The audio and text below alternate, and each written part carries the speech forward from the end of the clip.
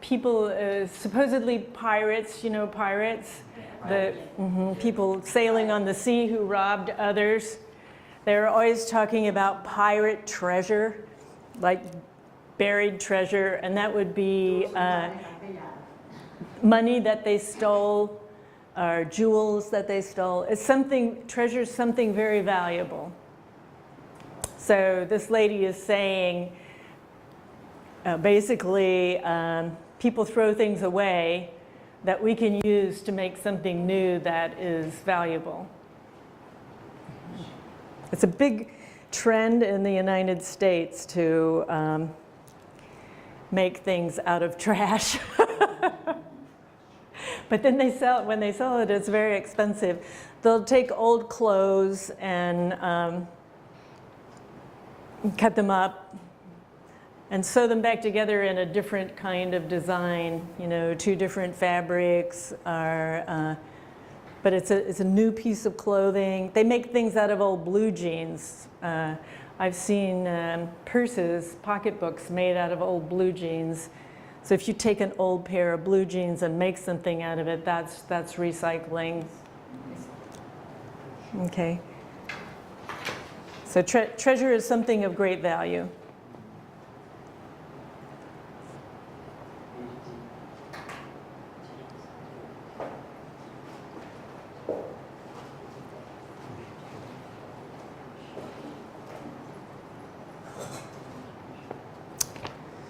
See another word that's run together. At the bottom of page 3, item that has been thrown away. Has and been are 2 words, of course.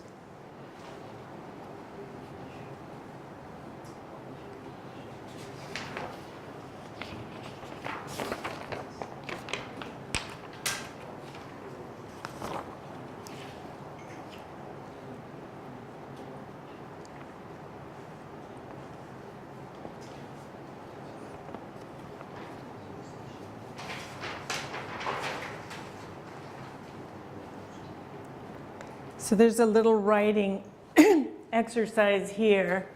Let's try to write 2 sentences, one with talk and one with speak. So if you want to give that a try, I will take a look at it, check your work. You want to try to write 1 sentence with talk and 1 sentence with speak? Is that a no? No, I would not like to try that.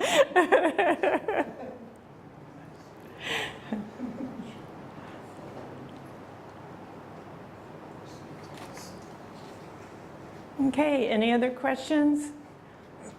I'm sorry about these words that are stuck together. It doesn't look that way on my computer screen.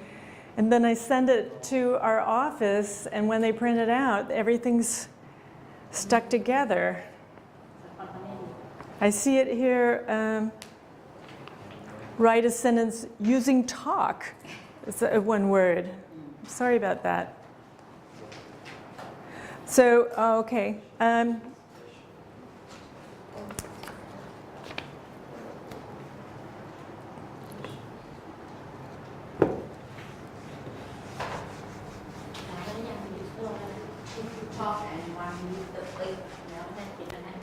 Yes, 1 with talk and 1 with speak.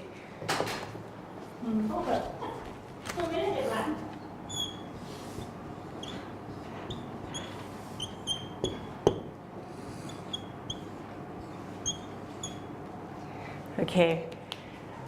When you're typing something and you make it extra dark like this, like the first words in the vocabulary, they're all really dark. That's called bolding in computer language, bolding. And then you see other words in here that are kind of slanted. That's called italics.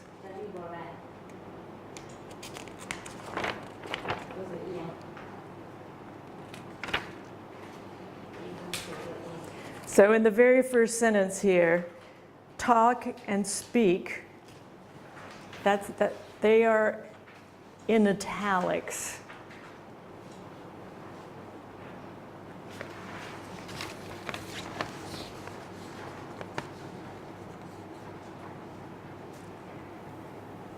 So that's the computer style, but it means italics is really, well, bold also. When you want somebody to look at something specially, you change the font, you know, the font on a computer. It's how a letter looks. You change it so their eye is drawn to it, either with using italics or bolding it. Okay?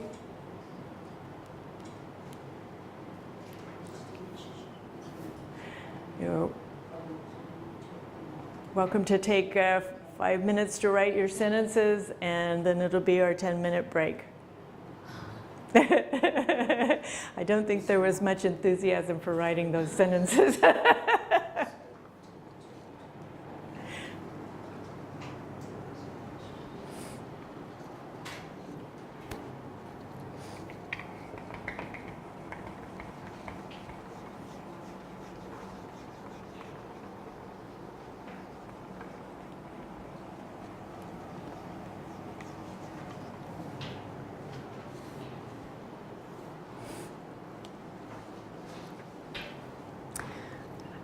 One more thing you see here is underline.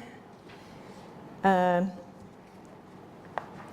you look down the dialogue on the first page, you get to Ashley, it says, "Are you talking to yourself again?"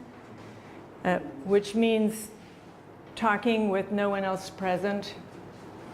So if you're the only person in a room and you're talking to yourself. Talking is underlined there. That's an underline. Also, just to make people look at it more.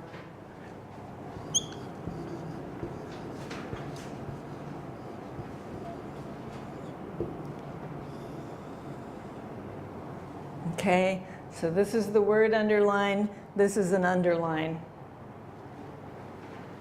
The use of all three of these is to make somebody look at what pay special attention to the words that you're putting in this form. There are other uses for italics in grammar, used in footnotes, but it's to เวลาเราใช้คอมเรากดยังไงให้มันตัวเองกดยังไงให้มันทันเวลากดปุ่มไหน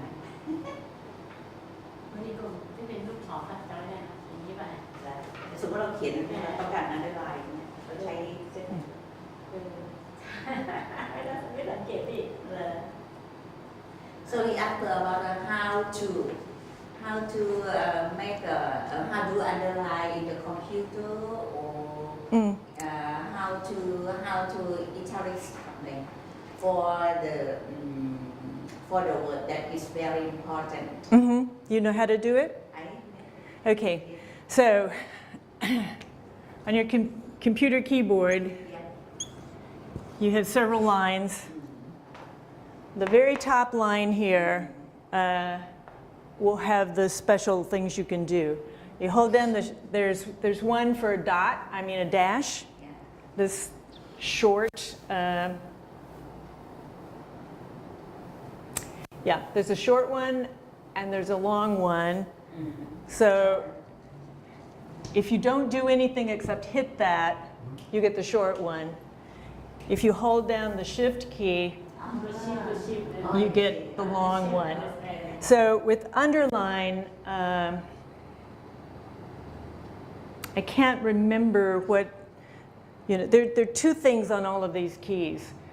One of them you get if you don't do anything but hit the key. The other you get if you hold down the shift key. Underlining, you have to hold down the shift key, and then it's one of these buttons on the top. Mm-hmm. So what I do usually is I write the word, and then I highlight it, and when it's highlighted, you can hit shift and then the underline key, and it underlines the whole word. It's too hard to do as you type. You don't want to do one by one. You want to write your word, highlight it, shift, underline. Okay, and it's the same for italics. Bold, Just know about the letter, big letter. Big letter. like a capital? Letter. Like a here, and be here. Capital letter, that's what that's called. Yeah, yeah. There's, it's called uppercase and lowercase for.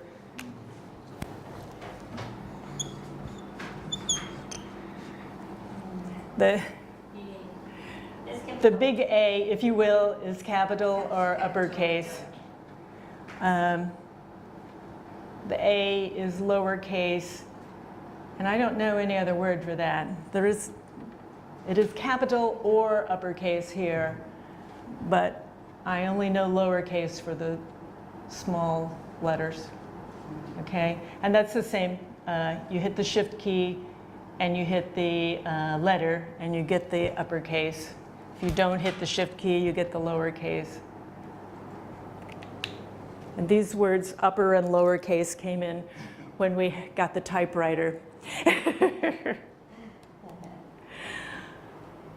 Okay, any more questions?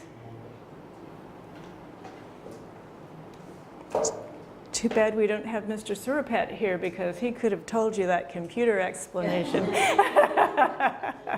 Yes. Okay, please take your break.